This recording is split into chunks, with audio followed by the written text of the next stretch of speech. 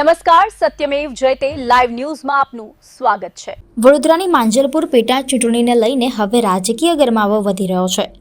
ભાજપે ચૂંટણી પ્રચારને વધુ વેગ આપતા પ્રદેશ પ્રમુખ જગદીશ વિશ્વકર્માએ વડોદરાની મુલાકાત લઈને આગેવાનો અને કાર્યકરો સાથે મહત્વપૂર્ણ બેઠક યોજી।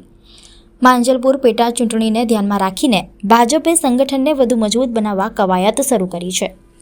ભાજપ પ્રદેશ પ્રમુખ જગદીશ વિશ્વકર્મા વડોદરા પહોંચ્યા હતા, જ્યાં ઈવા મોલ ખાતે આગેવાનો, પ્રતિષ્ઠિત નાગરિકો અને કાર્યકરો સાથે સંવાદ કાર્યક્રમ યોજાયો હતો।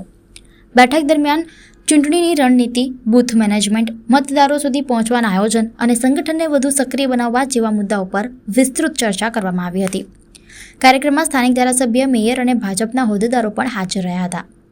પ્રદેશ પ્રમુખે કાર્યકરોને બૂથ સ્તરે વધુ સક્રિય બની ચૂંટણીમાં જીત સુનિશ્ચિત કરવા માટે માર્ગદર્શન આપ્યું હતું।